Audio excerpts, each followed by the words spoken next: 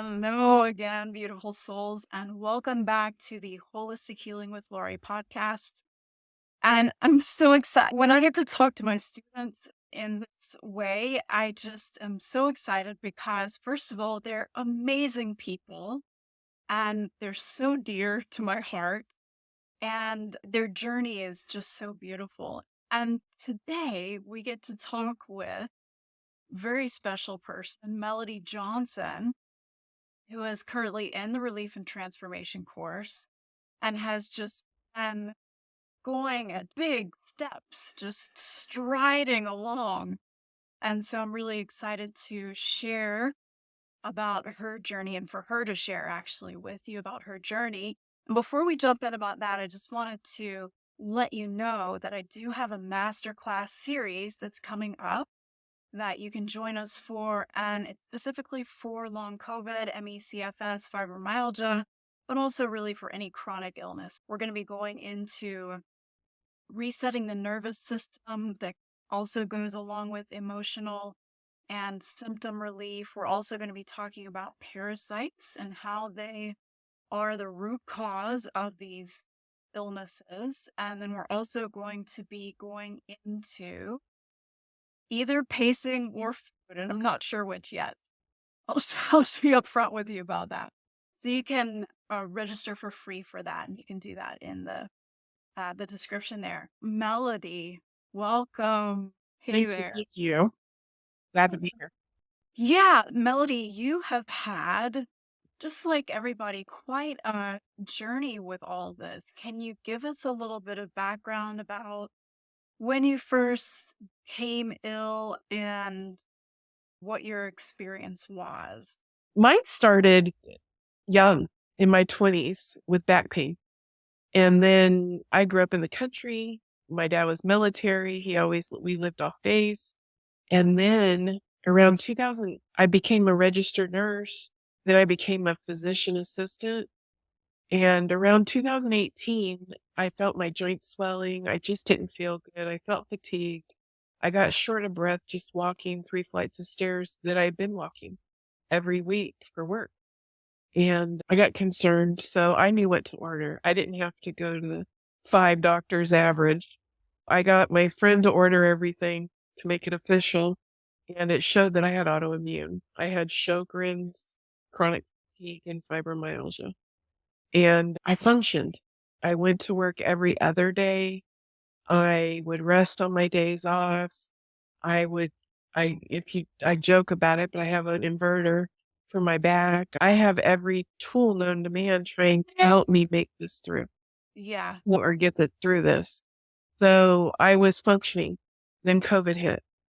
And my clinic was an urgent care, one of them. I did family practice and urgent care. And we became a COVID testing center. And I was seeing up to 200 patients a day. I had lines wrapped around the building. In Gosh. my job, the staff tested them. My job was to interpret the test and tell them the results in the plan. It was very brief when I saw them, and I would just listen to their lungs and heart, make sure they were okay. One room would have one family member, the other 3 were fine. It was just a confusing mess. We came up with all these crazy systems to make the police not come because we had so many people there. And I get through this. My aunt loses her husband, so I fly to Ohio to help her move here as a break. My cousin had COVID, and we all met for dinner. And we started with mass, but then we ate. It's a small house. And it was that wicked strain from Midwest Ohio.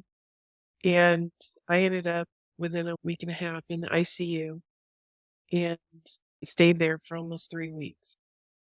I had they called a respiratory code on me at one point because all I did was I thought, oh, I'll walk around the bed. That'll help me fill with oxygen. That'll help me get a little stronger. It didn't. And it Right. made it much worse. And at that point, I lived a plant-based lifestyle. And they didn't know how to cook for me at all in the hospital setting. They didn't know. So they accidentally brought somebody else's tray, and I thought, no wonder people are sick. Watching the food they were eating. Processed stuff. So I was like, oh, anyway, I was appalled, but I'm still doing all that I know to do. I came home on oxygen. Here we are 3 years later. I'm still on oxygen. Before I started the program, was on it 16 to 24 hours a day. Sometimes I could take a little break, but the first thing in the morning, I seemed a little stronger. And then I couldn't. I'd get pale and sweaty, and my heart would jump up to the 130s, 140s. And when I went to the cardiologist, he says, "Oh, your heart's fine. It's your lungs." I go to the lung doctor. He said, "I think it's your heart." So I'm going back and forth between these two physicians. Yeah. And finally, I looked at both of them and I said, "Something's not right."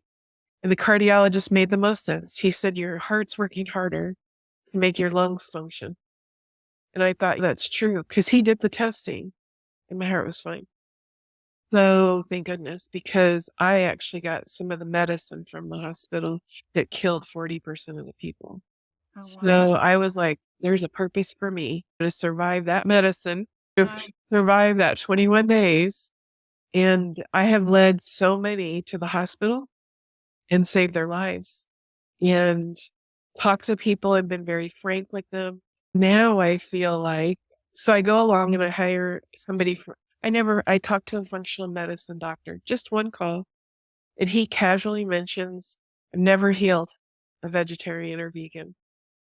If you can find somebody with results," he goes, "please go to them. I just don't have the skill." So I start looking and nobody's saying that. He had mentioned AIP casually. So I actually hired a nutritionist for 3 months, like a group coaching, and she taught me all about the autoimmune protocol back in March and started that. And I did see right away some improvement, but Awesome. not to the extent, because I know diet really matters. And people want to excuse it and say, it's just this or it's just that.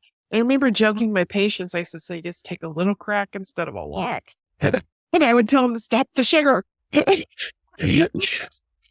So they were just like, oh, but I was very blunt, just but I didn't have these tools. So I hear you on your summit. And I thought, oh, I wish I could afford that. Lo and behold, finally disability comes through after 3 years. That's a process, by the way. If you're disabled, they are not there to help you. They are there to drag it out as long as they can, I discovered. Yeah. And No matter what you say said. real yeah, I will say real quickly that there is a wonderful lawyer that I interviewed for the summit, Eddie Dabdoob. And if any of you out there are having issues with getting disability, find him. He is amazing and he'll help you out. I had a disability attorney. They just said you can't rush the process. It's okay. I've Yeah. paid into this for 40 years. That was that kind of conversation. I'm Yeah. on oxygen all the time. I've never seen somebody working with oxygen on in my whole Yeah. life, an employee that has oxygen. Yeah. Right. I couldn't. I tried. I actually tried to do different things because I have so much knowledge and skill, which was affected by COVID. I had brain fog that was significant. Things I had dosed and given as prescriptions, I couldn't remember. I'd have to go back and look up things, and I was overwhelmed and frustrated. Yeah. I had lots of symptoms. The insomnia was heavy. I discovered with you, that's the little bugs coming out to play. But I found you, like I said, through the summit. And by the way, if anybody can do a summit, it is so worth every minute because it started to empower me. And I thought, oh, I can do that. I can do that. I can do that. Then it became a little bit like, so I bought it because I thought this is too hard to listen when you're so tired all the time. I purchased it, very economical. And then I thought, oh, I can do this. And I started ordering things. And then I thought, I need help. As I went just a few days and I reached out to you and you happened to have an opening in the inspiration class. So I became a student again. And boy, is it a process to be a student again. It's awesome to ask you questions. It's not always awesome to experience some of the things experience. I went from somebody that rested in the 80s to 90s and then would jump to 120s, 130s walking to the bathroom. I'm sure I had POTS. I never officially got it diagnosed, but I did. And I now rest at 68, and I might get in the 80s when I walk to the restroom. Yeah. Oh, I know. and I also have to say that because you've only been in the course for what, a month and a half Yeah, now? 2 about months? 5 A to month 6 and a half? weeks. Yeah.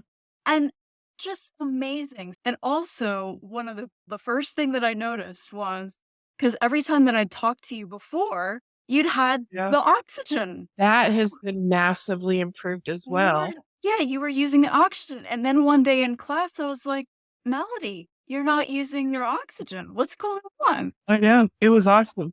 What happened with that was all of a sudden I realized I didn't need it. I only tend to check my pulse ox as if I got sweaty or my heart rate went up because I got tired of it controlling my every step.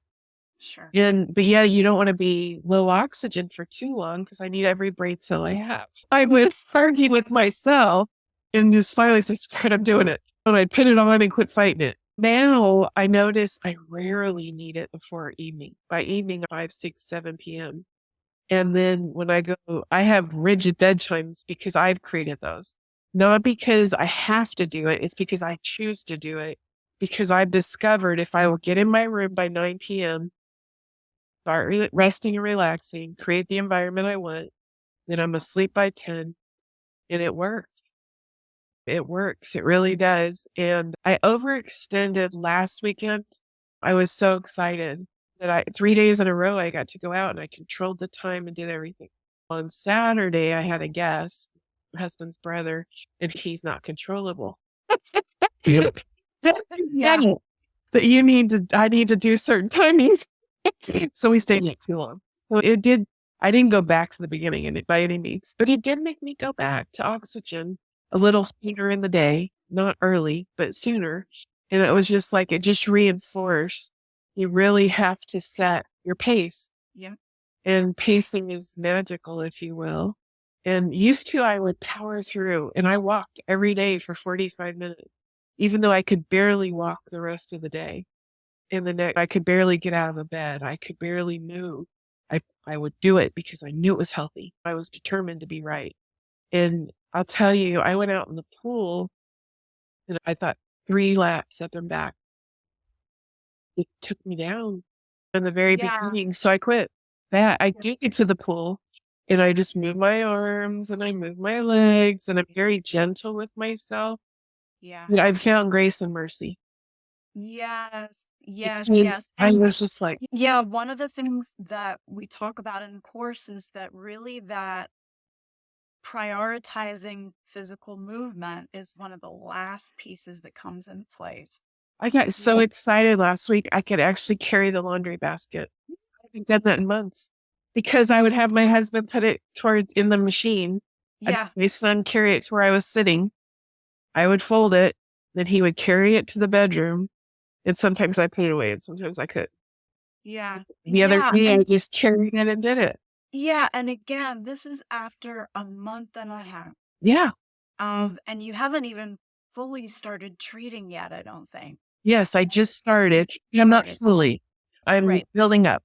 Right. So I haven't, We're- I did herbs Right. until now.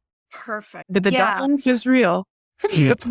And I also want you, so you left there are 2 posts that you did in the community that I want to talk about. And the first one, it made me laugh so hard. You said something like, my medical mind is not comprehending that I'm passing parasites or something. Let's talk about that a little. Oh my gosh. No, I didn't want to do the colander thing you suggested. That just grossed me out because I knew I'd have to rinse it. And I haven't done that stuff since a nurse, 20 Yeah. plus years. So I bought the little hats that the hospitals use, and then I put a disposable thing across it. And I thought I'll catch it. Yeah. Oh my goodness, I did. I had worms. And I'm just like, I had lice one time in my life as a nurse, and I didn't know whether to laugh, cry, or throw up. That was the way I was feeling with the worm. So I laugh, cry, or throw up here because this is nasty. And I didn't just find the one, I found several. I just quit taking pictures. Yeah. I was just like, this is ridiculous. You I gotta was send me not pictures today. next time. How do I have worms? And you think about it, and it isn't, people don't realize how big a deal it is. And what it does, and I know you mentioned it, but I had already mentioned it to my husband. That may be why the ivermectin helped some. It didn't help others as much. I It's think so. because of their There are needs. several things at play there, but Yeah. for sure. And then one of the things that I found so interesting about what you said too was, like, when you're trained medically, what are you taught about parasites? No, it's for third world countries. It's not for here. We're first world. We're never going to have those. But we go to restaurants and we eat fresh food that they may not wash as good as we would at home. Or we're lazy at home and Yeah. don't wash it as good as we should. We have these beautiful pets we just adore that Yeah. love on us, and they have stuff. Yeah. I grew up in the country. I had all the dirt and germs that I ate. I didn't, Right. you didn't And eat also this stuff. you're like, we're born into it Yeah, too. If absolutely. our parents had chronic Yep. And like this. conditions or symptoms, then we inherit for Yeah. sure. Yeah. So I have to say that almost every single student that I have had ends up seeing worms. And the thing is that you have to take into consideration that They don't. worms only make up a small amount of the parasites that we have in our bodies. Most of them you can't even see. I was going to say, if you don't have a microscope, you're missing probably 70 to 80 They- to 90% of them. I yeah. just happen to see the big enough ones. It's Yes. Yeah. very, Yeah. And I know it's totally gross. I think I remember being grossed out by it. Now I'm just obviously now you're excited. And I'm like, it proves what's inside of you is real. You've said that. And I thought it does. Now my husband don't want to see pictures. I said, are you sure? Are you sure you don't want to see pictures? And he's like, no, thank you. And I actually had the eye doctor say that last week. I was telling him that oh, yeah. I'll read that, but I was telling him I had stopped a medicine. And I said, I just don't want to go blind over this medicine. And he said, I'm going to clear you today because I had stopped it 5 months ago. Right. He said, but I really don't want to see your pictures. I said, chicken. See, I was like, come on, you went to medical school. He goes, I'm with the eyes for a reason. Right. I do that for a reason. That's right. Though there are definitely Oh, parasites that live in the eyes too. absolutely, in the brain, Yeah. everywhere. Yeah, Mhm. exactly. I didn't get it. As a provider, I didn't have a clue. I wish I did. Yeah. You read what I wrote to someone. Yes. By the way, I would so encourage this because of the community. I can jump on there and ask questions or answer questions if I know the answer. We're all there to help each other and support each other when the rest of the world, most of it doesn't have a clue what we're doing. And it's working. So I'm excited. But I said I have all the traditional ones. And I was a physician assistant myself and called myself So just real quickly to clarify, by ones, you meant doctors, right? So this is something that Melody posted in the chat. Sorry, I probably should be more clear. I have all the traditional doctors. Someone had asked a question about a physician. And I said I was a physician assistant myself, and I called myself integrative. But through the summit, now the course, I'm learning so much that no one brought up. I want to do the same thing. I want to walk into the lung doctor without oxygen and tell him about the worms. I want to let the cardiologist know I've gotten rid of my last med because I'm doing so well. I've weaned it to a quarter of its original dose in the last few months. I want to teach my general doctor how to help her husband and myself as they have long COVID, but it didn't get quite as intense as I did. I want to smile at the rheumatologist and tell him I haven't taken his prescription since I last saw him 6 months ago when he made me cry because he said there was nothing left to offer, and smirked when I brought up functional medicine. By the way, I didn't write this part, but I told him, I said, oh, they're MDs too. They just have an open mind. I was just like, but anyway, so some of the tears may have been aggravation, but mostly just, what do I do? Helpless. Anyway, I want to tell the eye doctor I'll be back as needed, not every 6 months, because the medicine the rheumatologist gave me could make me blind. So many things I'm praying I get to do. And how are you feeling about that coming to pass now? For the first time in almost 3 years it's been, I feel hopeful.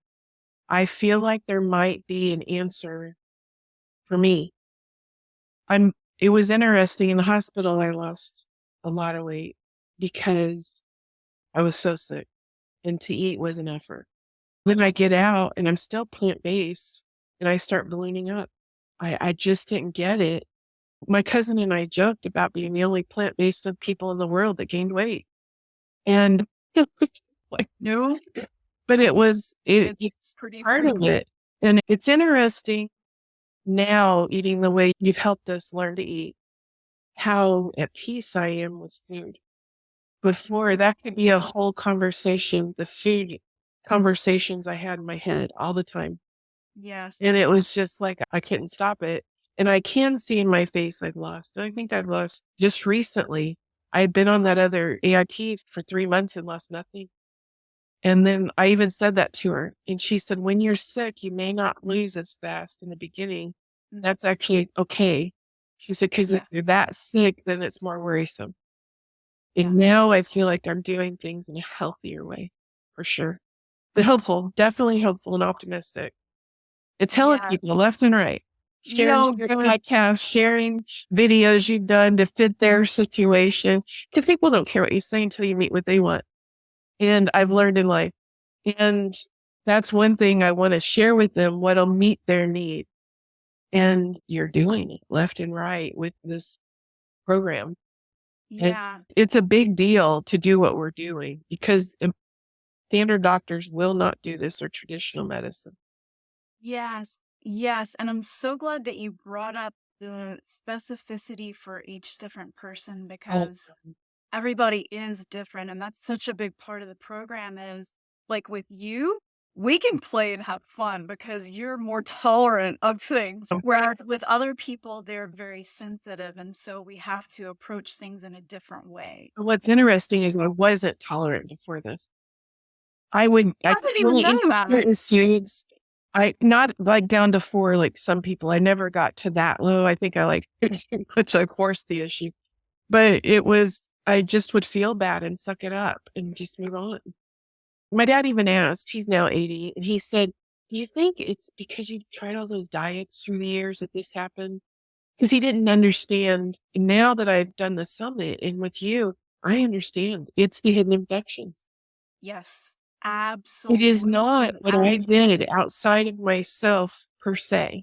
Yeah. Something inside of me that needs healed. Yes, absolutely. And it's so interesting because I have people who come to me and they say, I've had an eating disorder for a while.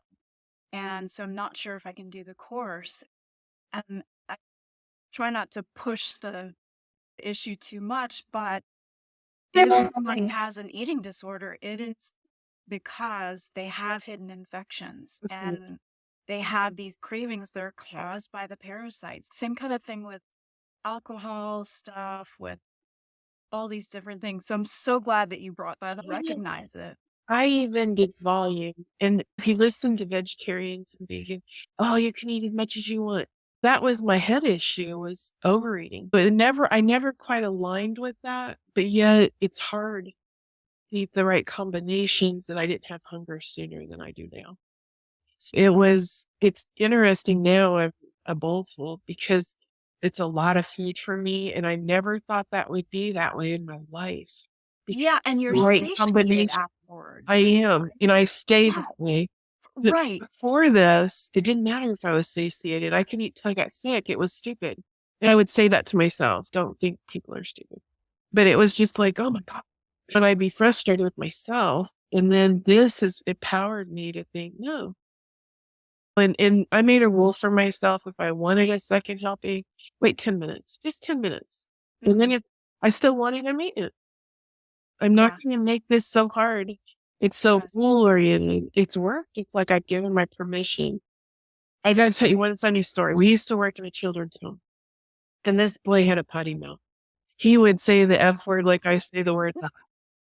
And so he really struggled. And we're in a Christian home. It was like I couldn't just let him fly all the time free. So we said, okay, you got 2 swear words you're allowed to say a day. And he said, I can do that. And I said, you want any trouble from me? 2, before I knew it, he wasn't saying any. Because I would just hold my finger up when he would do it. And it's like giving yourself permission to know you can get better. It's okay to do this. I want to be healed and I need a group to do it. We're never an island. So for Yeah. me, the summits and then the class has been transformational. Amazing. Amazing. Amazing. So, what would you, I think you really just summed it up beautifully right there, but just in case, for anybody who's out there who's considering taking the course and just not 100% sure, the Relief and Transformation course, and they're just not 100% sure, what would you say to them? Do it. Figure it out. Figure out how you can do this because if you are sick of being sick, if you're sick of your illness controlling your every move, every step, every moment, because all you can think of is this. My husband would keep saying, I can't wait to see that oxygen off your face. I can't wait to see that oxygen off your face. This was 3 years ago, the whole time. He wanted me so bad. And the people around you want you well. And you will even learn how to speak to them. They understand what you're feeling in a way that they don't.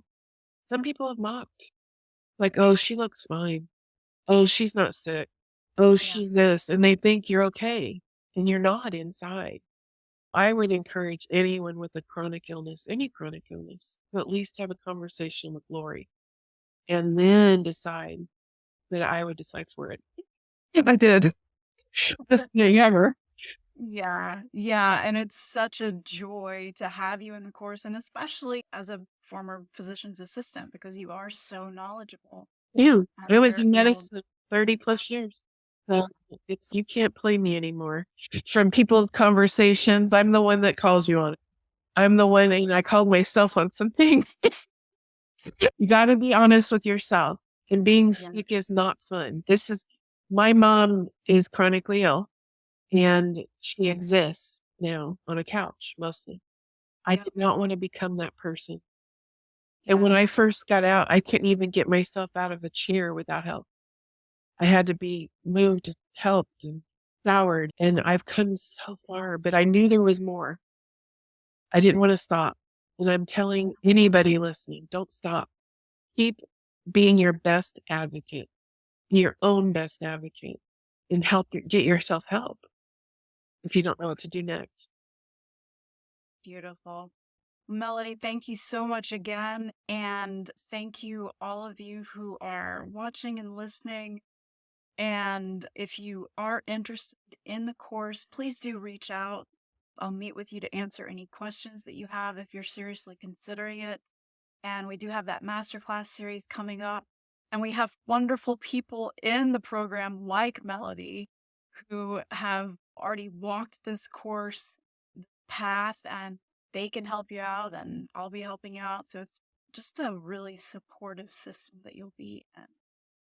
Thank you so much for joining me on this episode of the Holistic Healing with Lori podcast. And I do hope that you found our conversation enlightening and helpful. That is always my goal. If you did, I have a small favor to ask. Please do consider leaving a review on your favorite podcast platform. That would really, really help us not only to improve, but also to help others to discover the podcast. And especially if you know someone who is navigating their way through ME/CFS, through long COVID, fibromyalgia, or any chronic illness, please also share this podcast with them.